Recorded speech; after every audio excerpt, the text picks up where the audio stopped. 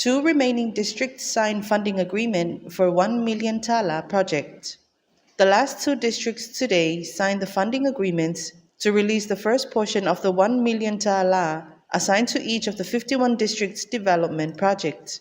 The districts are Faasaleleanga Lima and Aanalo Filua, who have been through some tough internal problems for over 2 years that delayed the release of funds for their district-based development projects. The Minister for Women, Social Development and Community, Mulipola Ana Rosa Ale Mulio, commended the district's chairpersons and council members for their faith in the project. It was not an easy journey for both districts, given the internal issues you have to face, which also challenges your faith. But the challenges and the lessons learned from it will guide us for the next 1 million ta'ala, said Mulpola.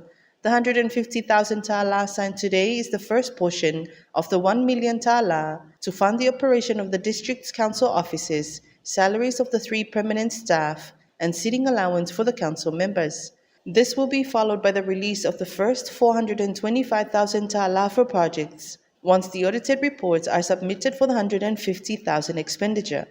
Both districts, however, initially received 200,000 ta'ala to build their offices, but were stuck with internal issues after the funds were expended, and some are under investigation by Treasury. Member of Parliament for Aanalo Filua, and is also the chairperson for the district, Iono Tile, spoke on behalf of both districts.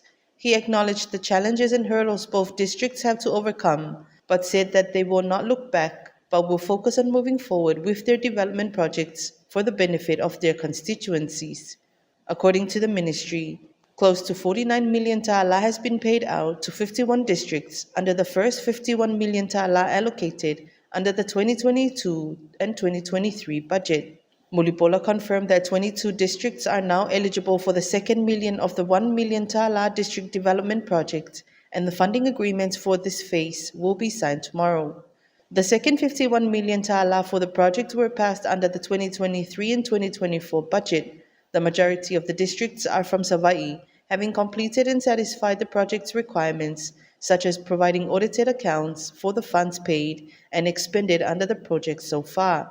Mulipola said the project faced numerous challenges since it was a new initiative put in place by the FAST government to decentralize the development focus and management to the villages. The FAST government was delayed for 4 months getting into office after the April 2021 general elections, and also delayed the new government's first budget to align with its manifesto and policies, including the 1 million ta'ala village development project.